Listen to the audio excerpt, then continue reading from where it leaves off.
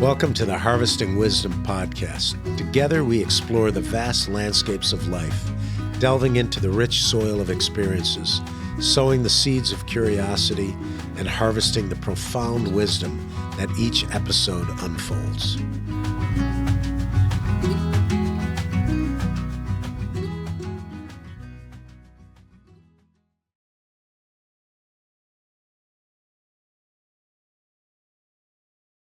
Hello, and welcome to another episode of the Harvesting Wisdom podcast. I'm Diana Kruzman, a journalist covering environment, agriculture, climate change, and I'm currently guest hosting the podcast while I'm here in Ukraine. And today we're here with Oleksandr Avramenko, who is the head of European Integration Committee of the Ukrainian Agribusiness Club. So we're going to be discussing the future of agriculture in Ukraine with the war and with some land changes that are happening. So I would love to start out by just hearing about yourself and the role that you play in the Ukrainian Agribusiness Club and how you got started in this. Me personally? Yeah. Or like the whole agricultural association we have?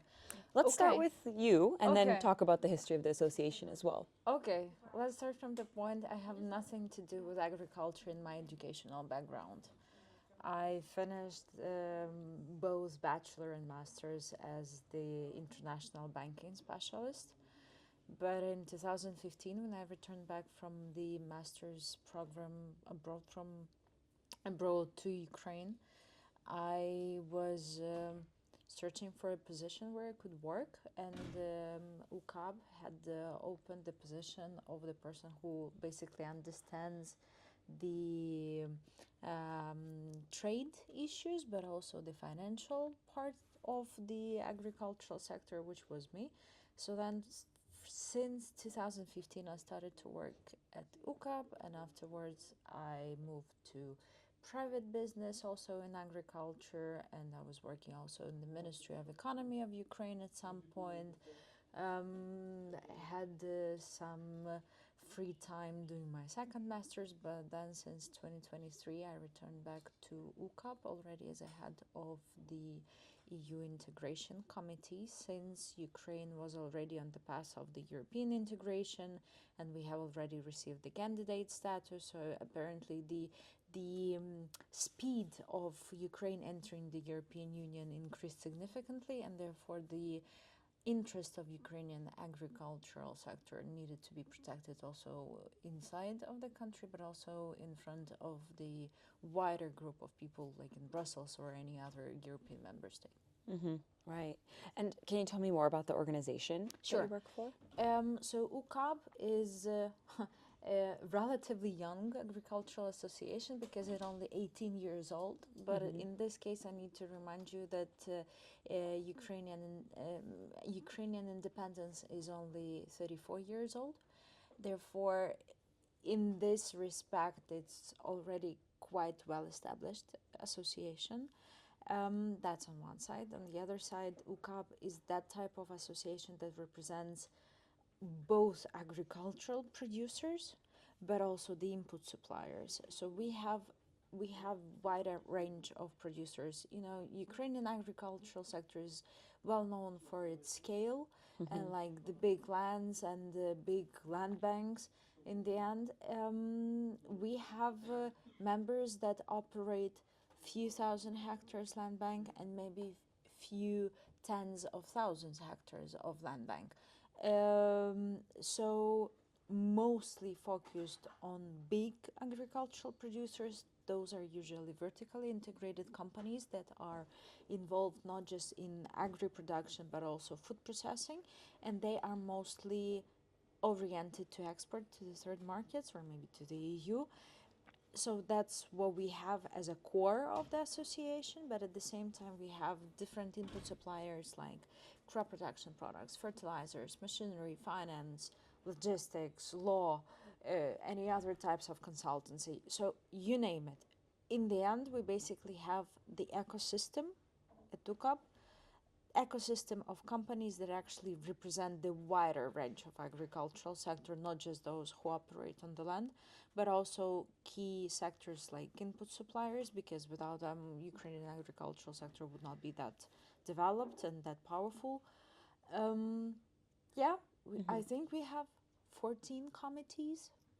So European integration is just one of, and we are very much focused on all the aspects connected to agricultural sectors. We have one committee on taxation, and then on logistics, and then on crop protection products and seeds and processed products and with land issues and European integration. So wide range of things that we discuss. We operate, UCAB operates here in Kiev, but we also have the Brussels office.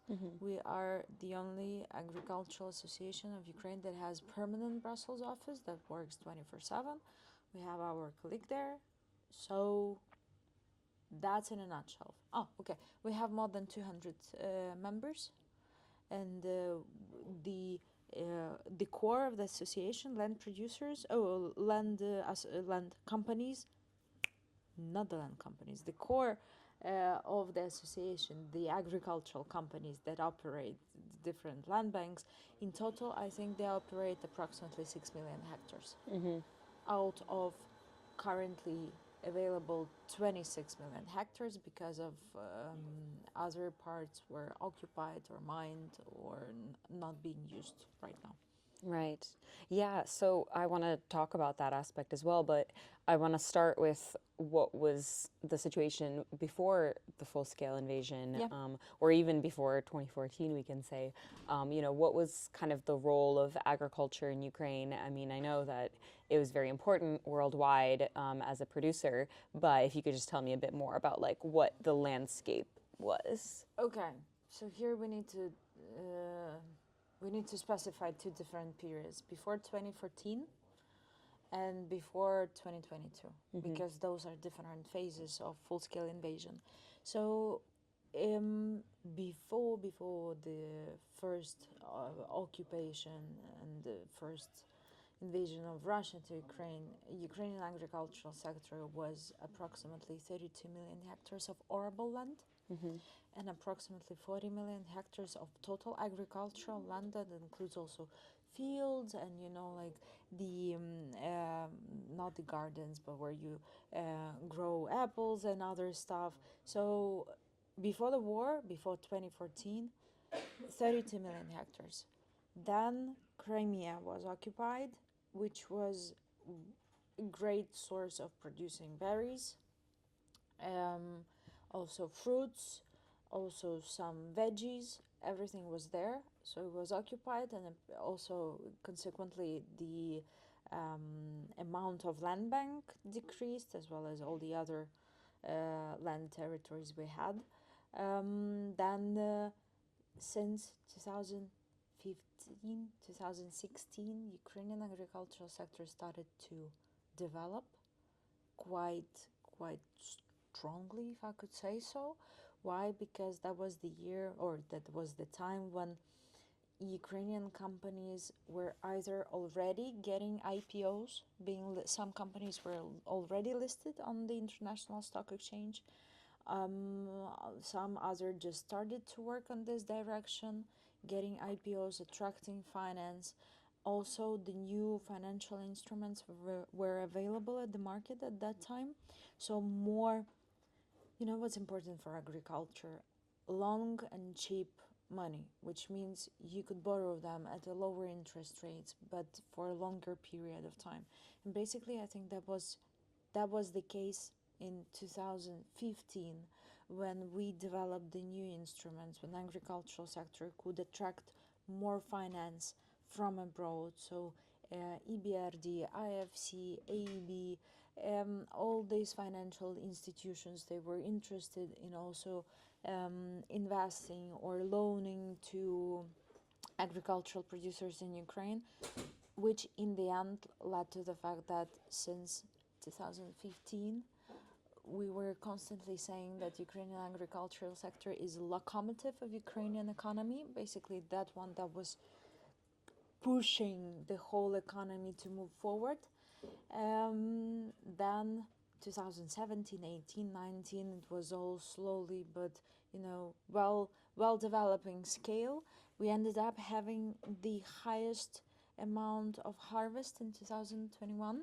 That was 100 million tons of oil seeds and grains. So that was already a record year. The agricultural sector was booming. We were exporting to more than 170 countries in the world. The share of agriculture in GDP, I think, was approximately 10%, and the share of foreign revenues in the structure of the export revenues from export of goods was approximately 40% or something. So it was already important. It was already generating quite a lot of funds in order to be exported to abroad. So it was very important, especially for the people who live in rural areas, because we have this 26 right now million hectares of the land bank, out of which every 2-3 hectares are owned by any specific physical person, and who rent these plots. And this was the case before we actually had the land reform, and right now it's even more important because the land market is developing. So it's quite difficult, to assess and tell you straight away how important the agricultural sector was before the war. It was important, we can state on that. It was important from the perspective of GDP, from the perspective of foreign currency earnings. And it was also important from the side of image of Ukrainian agricultural sector, because we were supplying foods. We have this royal estimations of like Ukrainian agriculture products and food products were exported to more than 400 million people all over the world. So the outreach was important, and apparently became even more important during the war, because before the war, we were just one of the players on the international market. But since the beginning of the full-scale invasion in 2022, when Ukraine appeared to be completely blocked from the access to the Black Sea ports, which are our main routes of export, since that time, the whole world saw actually the spikes in prices, because Ukrainian food products could not properly enter the international market, could not be delivered to final customers, and this led to the highest price index that FAO is observing all over the years. So May 2022, the rapid increase in prices all over the world, just because one of the food suppliers in the world was physically unable to deliver the products to the final customers. But that's just one side. On the other hand, the importance of the agricultural sector for the Ukrainian economy became even more significant, because before the war, Ukraine was famous, like breadbasket and steel producer. So these two sectors of the economy were, main pillars of the stability and, also the pushing force for the economy. But when east of Ukraine was occupied and Russians has basically destroyed Azovstal, which is one of the biggest steel producers, and steel also could not be exported, the same as agriculture could not be exported because Black Sea ports were blocked or occupied, some of them already at that point. The importance of agriculture increased, because basically out from 10% of GDP, at some point we were 16% of GDP. Also, the share of agriculture in export of goods from Ukraine increased from approximately 40% to already 60%. So the weight on the shoulders of Ukrainian agricultural producers definitely increased, and just the possibility of their work, like everyday work, the sowing campaign, the harvesting campaign, but also possibility to export, became even more crucial not just for the economy, but for the whole world. Because apparently, at some point, the whole world realized that yes, these suppliers are important. These suppliers do not use food as weapon, on contrary to some other food suppliers like we have on up north to Ukraine. And yeah, we also right now as Ukrainian agricultural sector, we are also working with a World Food Program, and there's the program Grain from Ukraine, which together with our international partners, we're supplying products and agri products and food products to those countries that need it the most. Yeah, absolutely. And in terms of land policies, you mentioned that most of the people were having only like a few hectares, right? And so they lease their land. Could you talk a bit more about like what the land policies were like in Ukraine? So how was how did it work essentially, and what were the land reforms that were enacted? Okay, so before 2019, there was a constant moratorium on selling the agricultural land. Basically, what happened after the Soviet Union collapsed, the people that used to work in these collective farms or lived around them or like were connected to the collective farms received the not kind of support but like the share in of these collective farms, and therefore I think in 1996 7 million people approximately were owning all the arable lands in Ukraine. So each of them had 2 or 3 hectares, maybe sometimes till 4 or 5, that's the maximum, but usually you have 2 or 3 hectares per person. Because of the scale of agricultural sector and like the scale of our farming scale, one field can consist of 500 hectares, and that would be just one field. And you would have just your plots for 2 or 3 hectares somewhere in the middle of that field, making it way more complicated for you to go and work with this land. That's one side, but on the other side also with the people leaving the villages and also coming more to the cities, the owners of land became less interested in operating them.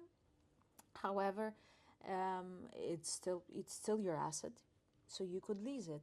So the agricultural producers till 2019 were working on the base of lease agreements. Depends on the company, depends on the person. They could be for longevity, like for 10 years or 12 years or maybe 5 years. That all depends. Since 2019, we started to move towards the land reform, which in the end consisted of 3 stages. The first stage is the first access to the land when there is an open market and physical person like me or like you, but not unfortunately because you're a foreigner, okay, like my colleagues, for example, if they would like to sell their land plots, they can sell it to Ukrainians, and the person who buys cannot have more than 100 hectares. So this was the first phase of the land reform. Then was the second one, started quite recently, that not only the physical persons but also already the companies, the LLC, for example, but what's important, with Ukrainian 100% Ukrainian capital, and the owners are also Ukrainians, are eligible to buy the land in the size of maximum 10,000 hectares. And then there should be also the third stage of the land reform, which says that the access of foreigners, of foreign capital to Ukrainian land market should be decided after conducting the referendum on which the population of Ukraine, basically Ukrainian citizens, would say their opinion on whether they're okay or not okay with selling the Ukrainian land to foreigners. Right now, with the martial law, all the votings and referendums are forbidden. Mm-hmm.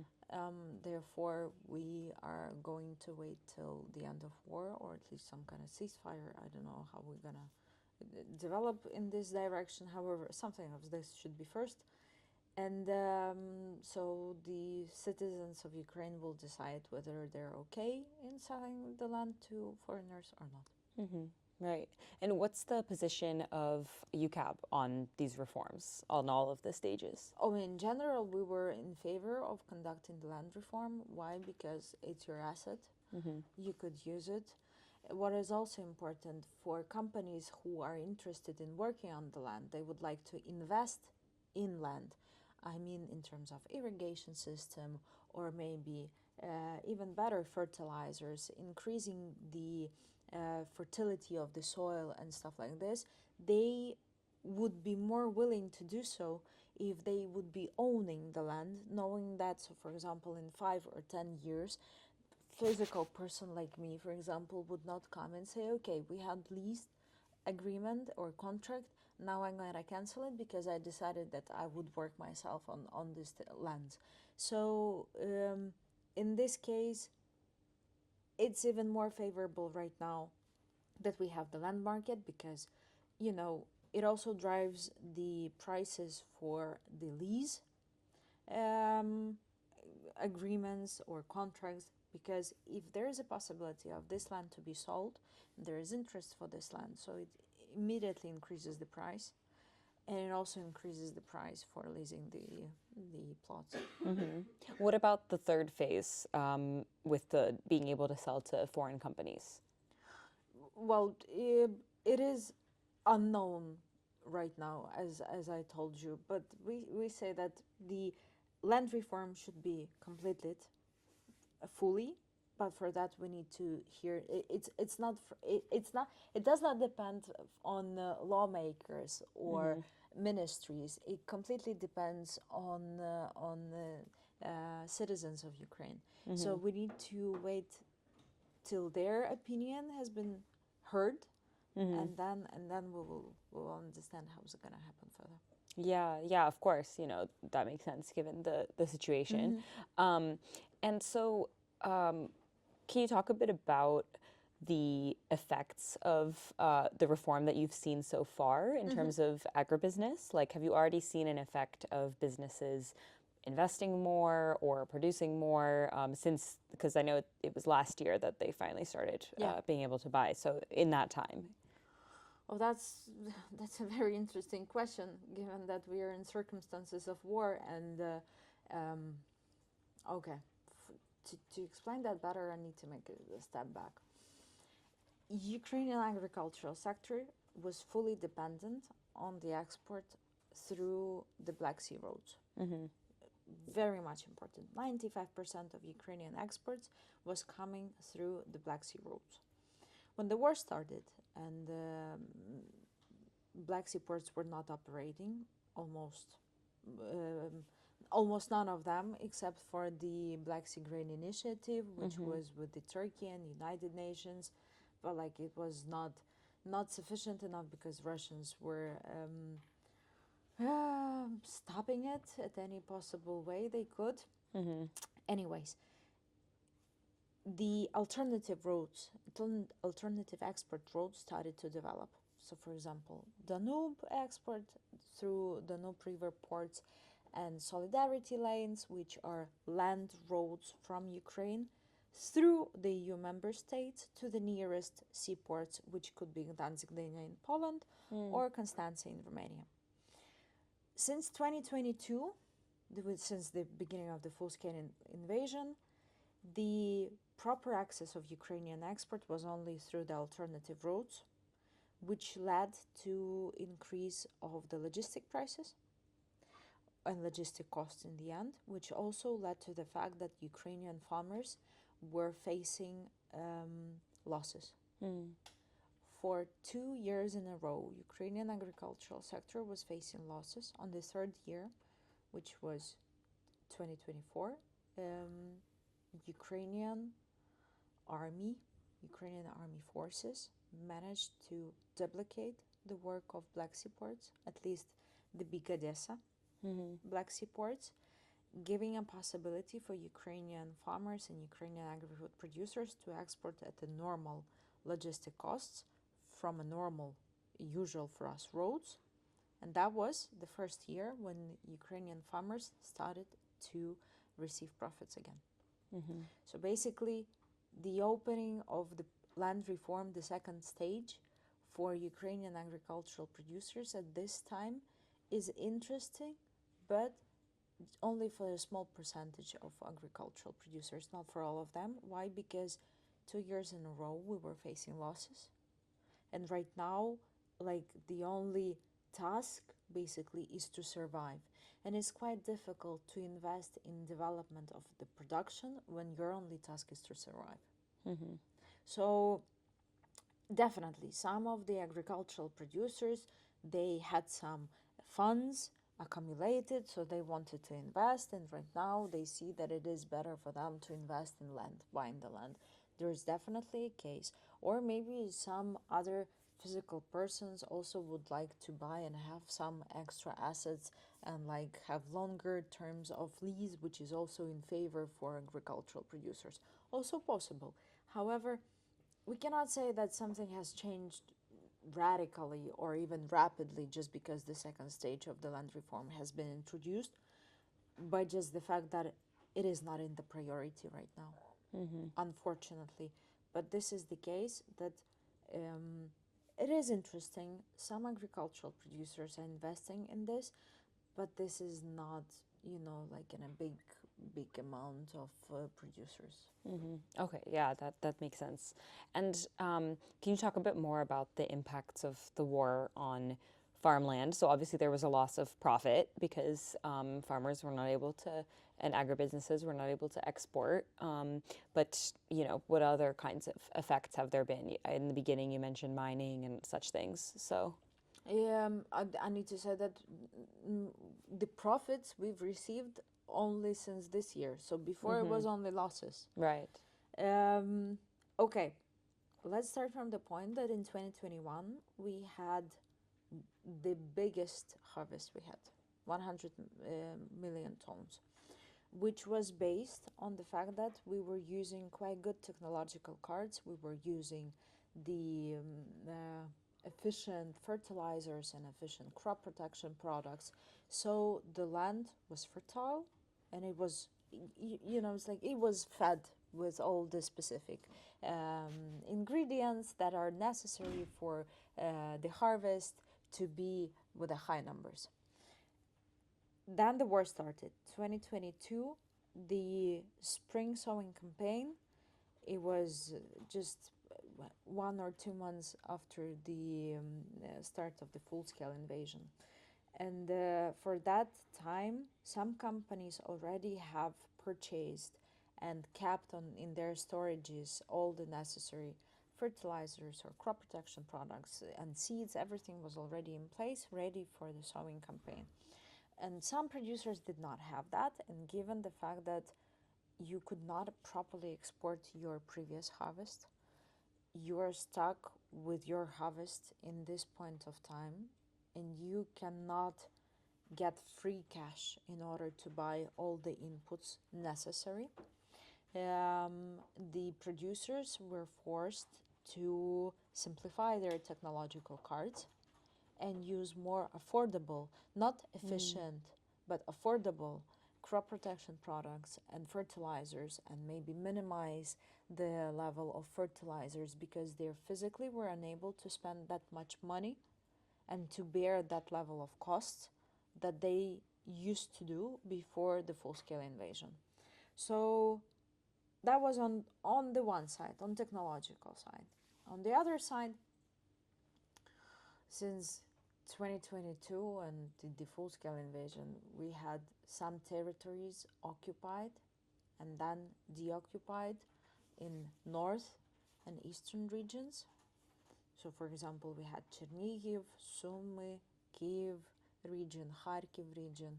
these are the territories that also have quite a big amount of arable lands, and also our few our members that operate in Sumy regions were at some point in the occupation. So their territories were occupied and everything was occupied until they were liberated later on in March and April 2022. And however, with the fact that, the army was coming there back and forth, this could lead to the possible mining or actual mining or actual contamination of the land. So and also the south of Ukraine, which is Kherson region, these territories needed to be checked before they could be used in agricultural or production purposes. So that's where it started. It was either the government or the agricultural producers themselves who were taking services from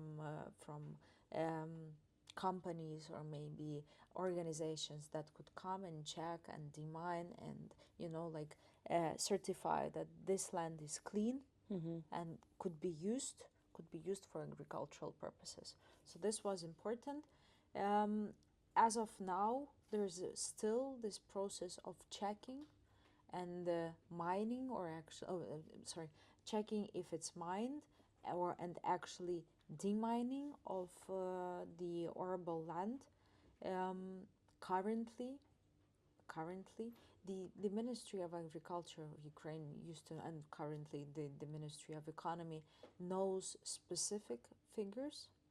Well, I can check and tell you later because unfortunately I do not keep them That's in okay. my mind. Yeah. But still some part of territories are not clear and need to be either cleaned from the contamination or actually demined.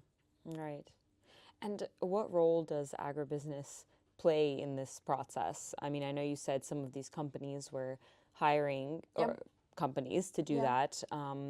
Yeah, and I guess if you could expand on that, and in general, like how is agribusiness contributing to some of this recovery?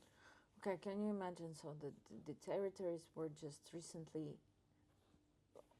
they were occupied, so no spring campaign could start, and then they were deoccupied, and you need to still conduct your spring sowing campaign. So the agricultural business was actually pushing the government to check as fast as possible so that they could start the sowing campaign. Or, so for example, like in the south of Ukraine, when that part was also liberated, the business was pushing force.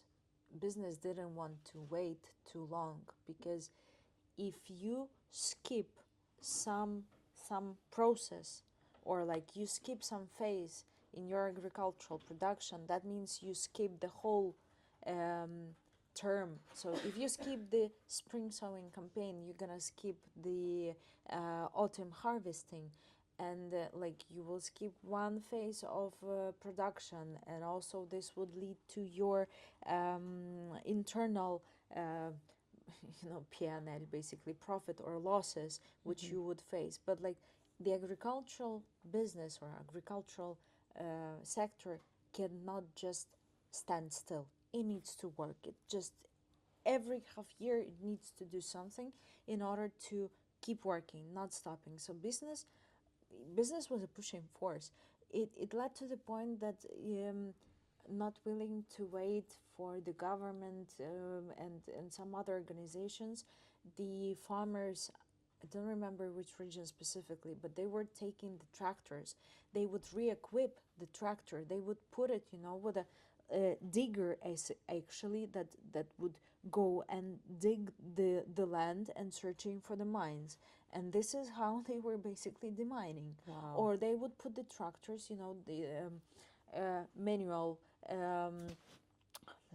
manual driving. You didn't have driver inside of the tractor, because from the perspective of safety of that person who's in this equipment, but like you would manually drive it outside, and then that's how you also would check. But again, this is all just because the farmers and producers, they didn't want to wait. They wanted to work on this land, because if you stop doing, you can just basically stop business as itself, because you cannot skip the phase. Otherwise you would just have more and more losses than you could have before it. Yeah. And these lands that are leased to agribusiness companies, who are they getting to do the labor? Is it people from the communities that? Yeah. Okay. Usually how it works, so for example, one big company, vertically integrated, could have, let's say, 50,000 hectares of arable land in their land bank, which means that they would usually be split it in some clusters. So for example, you could have 10 clusters, 5,000 hectares each, which are located in different, cannot regions, but at least settlements, maybe cities. If there's not cities are big, towns and villages. This is how it's divided. So yeah, in one of the specific villages, you would have actually the station for the cluster of this agricultural company, where you have the office, where you have all the equipment standing, and you have people who actually live in these territories, in this village, or maybe like who come from the nearest villages to this town, and they work, and they have their families also, not dependent basically, but also interested in you working, because you could provide the funds for the livelihood. Okay. And what is the role of these jobs in Ukraine after the start of the war? So I know there were a lot of internally displaced persons. Yeah. Are they kind of benefiting from these jobs, or in general, like how is that driving the economy of the smaller villages? Oh, that depends on where this internally displaced people would end up. First of all, I can tell you from one perspective that I think every fifth agricultural employee was mobilized to the army forces of Ukraine, Wow. and most of them are men. And you understand that men are those who were driving combines and tractors and all the heavy machinery, but also were working on silos and all the other places that usually are for men. So right now, many companies have reskilling programs for either internally displaced people or for women who would like to start working in this. We have programs. So for example, there's this Swedish company Scania, and they were also supporting reskilling of women drivers, so then they could drive bigger vehicles. And that all depends, to be honest, from the region we talk about. But usually the companies are very much interested to have people working, because even before the war we had problems with the amount of people working in agricultural sector, because it was never enough. Cannot say that there was a headhunters over some specific positions, but it definitely increased since the full-scale invasion, because right now you could have one person driving the tractor in a few villages, operating and maybe working with a few farmers at the same time, just because it's the one driver. Wow. But this unfortunately makes it even more complicated. Why? Because one farmer cannot wait properly until the sowing campaign in his neighbor land plots will finish, because everything is conducted simultaneously. You simultaneously have the sowing campaign or harvesting campaign, depends on the culture, but more or less, if you are located in one region and this is your neighboring farmer. So it makes more complicated for those people living in one rural area. There's not enough people. That's interesting. Yeah, I hadn't thought about that. You work on European integration. Yes. Can you talk a bit about what that means and what policies need to be enacted to place Ukraine in line with European policies? Ukrainian agricultural sector itself needs to implement approximately 3,000 norms and regulations that are currently in the European Union, which means that there's a lot of work to be done. On one side, it needs to be done by the ministries because they need to implement the norms and the regulations that would actually create, let's say, the framework for the Ukrainian agricultural sector to be a part of European one. So, for example, we have this state agrarian register, which is equivalent to the European ones. We need to have the paying agency. We need to have the same specific way of accumulating statistics, and then supplying the statistics to the European Commission and stuff. So this is basically, let's call it the agricultural infrastructure that needs to be provided by the government. That's on one side. On the other side, we have the homework that needs to be done by agricultural producers in terms of implementing all the norms and standards that are in the European Union, which are connected to the process of actually production of either agri products or food products, which is a bit different story. What first need to be said that for Ukraine, it's not something that we haven't done yet, because Ukraine and European Union have the association agreement, which is in force since 2016, basically the trade part of it, and itself the association agreement is enacted from 2014. So, I mean, it's already 10 years since Ukraine is implementing norms and standards that have been outlined in the annexes to the association agreement. So we are already on the path of introducing all this, but we will definitely be required to do more. That's for sure. But this is connected to so many different areas, and it's also, you know, all the specific area of agricultural sector in the European Union is actually regulated, and sometimes heavy regulated, and it does not necessarily mean that our norms and standards, they are far from European.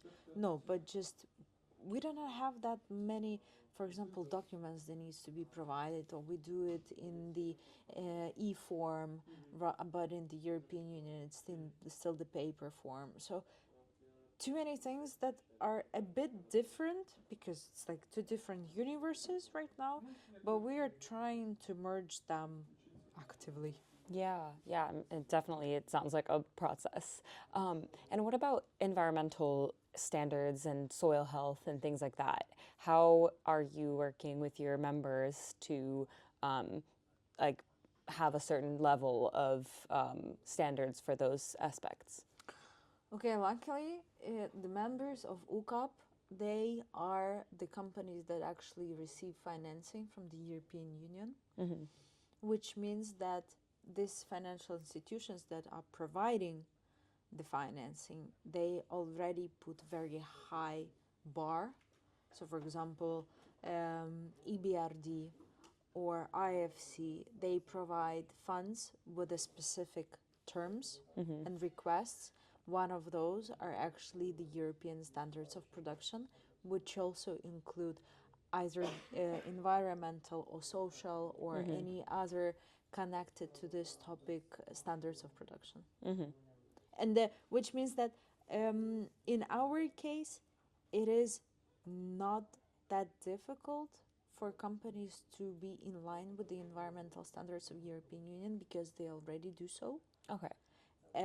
However, we need to remember that the whole Ukrainian agricultural sector is ecosystem, which is based on the synergy or cooperation between small, medium, and big producers. And right now, there is a question how we can transfer this knowledge from big to smaller in chain, so that all the producers in value chain or that are operated not far from each other, they are all in line with the environmental standards. But also this needs to be completely implemented by the Ukrainian government and put into Ukrainian legislation. Right. That's interesting. So that you mentioned, so it should flow down. You're saying it should flow down from large businesses to smaller producers. That's how it usually works. And for example, we have this example with the machinery or vehicles. So the big companies were first buying the vehicles that were already allowed in the European Union, and they were using them. And at some point of time, they decided that they want to upgrade, buy new one. So you needed to sell older ones, which are in line with the European standards. So those were sold to smaller producers. And also the technology, how it's used, it's also shared, especially the, again, because of the scale of Ukrainian agricultural sector, you can have in one village all different types of producers, small, medium, and big. And you could share the knowledge, how you operate with land, how you actually, for example, dig the land in this area, because you might not have enough water in the soil, and how would you keep it using no-till or less till, and this would just be shared with other producers in your area, and basically all of them would start using the same technology, because the biggest has already approved it, checked, maybe amended some of the technologies. It was successful. It ended up having greater yields. So yeah, why not do the same? If we are in the same territory, we share. For example, we have the same crop rotation system, or we could share the same technology. Yeah, that's very interesting. And I've also heard some criticisms that big agribusiness would be, crowding out small producers who can't compete or who might feel pressured to sell their land. I guess, do you have a response to that, or is that something that you're trying to address as UCAB, or in general, like, what are your thoughts about that? The majority, the biggest share of producers of Ukrainian agri-food products is small and medium producers. So big companies, they operate, as I told you, 6 million hectares out of 26. So it's almost 1/5. Basically, this is also the same approximate share is in the amount of produced agri-products. So big companies, they also produce agri-products, but mostly they process. So they buy from smaller and medium, they process, and then they export or sell on the internal market, depends on the product. However, the whole market relies on smaller and medium. And it is quite difficult to explain how come this is even possible, so that we have such big producers that operate tens of thousands of hectares, and at the same time we could have micro producer that operates 10 or 15 or even 50 hectares. We could have different sizes. Why? Because everything is interconnected. So for example, some physical persons that lease the land, they don't want to lease to a bigger company. They are way more interested in cooperating with a smaller farmer. And that's only up to a person that leases the land with whom it's going to work. That's on one side. On the other side, right now with this possibility of buying land, some producers, they start from small land bank, but they can buy it more and more. And as I told you, physical person could have up to 100 hectares, but this is already quite good farming. And the medium, starting from 1,000 till 10,000 hectares, they could also buy it. Cannot say that like right now we have many companies or many agricultural producers that have the land bank of 10,000 hectares, which were completely bought. Complete ownership of this land is in this farming entity. No, but the share of it is definitely there. Some percentage is definitely in ownership already, maybe small, but it's only up to, you know, these relations between the farmer and the person who owns the land, or maybe the farmer is already the owner of the land. But we had this process of accumulating lands by bigger producers since 2014 till 2021, I think, or even 2020, when big producers, they were trying to understand what is the most efficient scale for them. This company that used to operate 600,000 hectares land bank right now operates 300,000 hectares, which means that the contracts, the leasing contracts, were stopped, which means that other producers could take this land and make new leasing contracts with the owners, or maybe buy this land if they're interested. So the from lease the is owners. expired. Yes. Okay. But like, if company wanted to continue, it would definitely, you know, like renegotiate the terms, or maybe have a new contract in the end.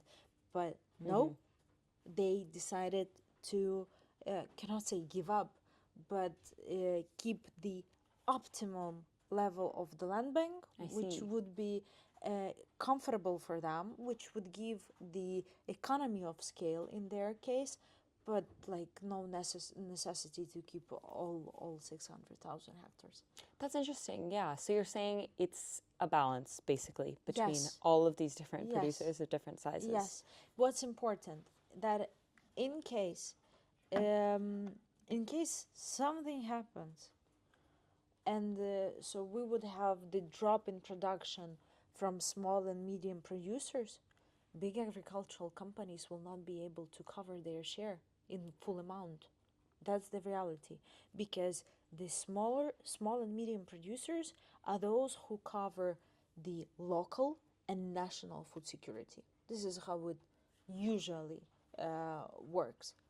But it does not necessarily mean that if there is a medium producer who have surplus in production, who could also export, which is also the case, because right now, especially since the beginning of the full-scale invasion,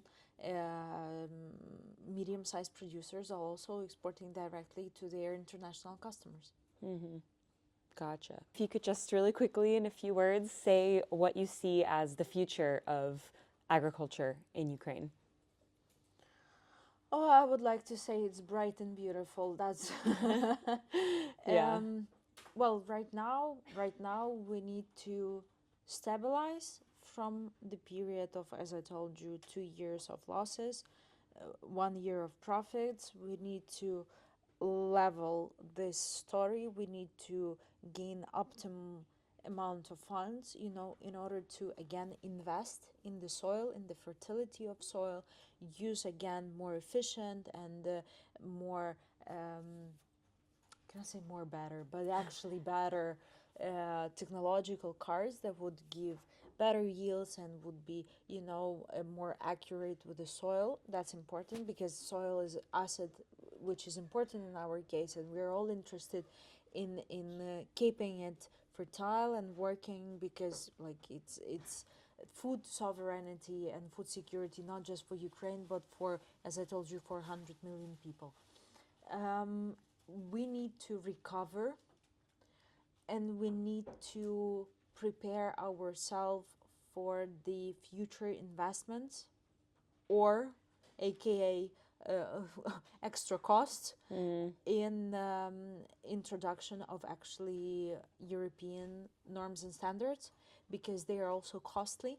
And in our case, Ukrainian agricultural producers, they don't have the subsidy system. The whole agricultural sector of Ukraine was developing just based on the efficiency and maybe some indirect small programs of support from the government. But we did not have any proper direct subsidies per cow, per hectare, or something. So we need to bear those extra costs. which basically impossible to do while we're still recovering from the 2 years of losses. You cannot do it at the same time. And actually what we had like this free trade regime with the European Union, our producers often say that the possibility to export to the European Union without any limitations actually help to to accumulate some investments that were further invested in the introduction of these norms and standards. So we need to recover, we need to get some extra muscles in order to be able to introduce the norms and standards, and then definitely we'll see ourselves as a part of the European Union, as a part of one of the biggest, if not the biggest, agricultural suppliers in the world, because Ukraine with the EU combined would definitely be the biggest producer of a list of products in the world, which gives great source of soft power and actually, great source of possibility to support those countries that are still developing and that are in need of basic food and basic jobs based on the food products like baking, like meat production and stuff, which is important. And so hopefully all together our future will be bright, with no wars, with no food used as weapon, because this is the basic right of people to have normal food, normal water, and live in safe world. Yeah, I think that's a very important reminder. So thank you for sharing that. Is there anything else you want to add that we haven't talked about or that you want people to know? No, I think I've covered lots of stuff. Yeah, you've said a lot. So thank you. Yeah. And thank you to everyone listening. This has been another episode of Harvesting Wisdom, and signing off from Kyiv, Ukraine.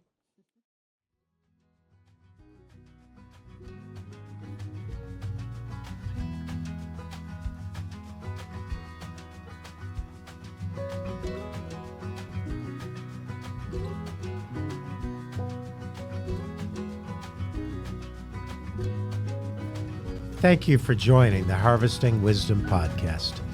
Click subscribe and like for ongoing insightful conversations. Explore our webpage for show notes and additional resources.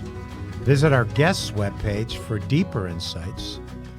Your engagement is the foundation of our journey, and until next time, keep pursuing wisdom.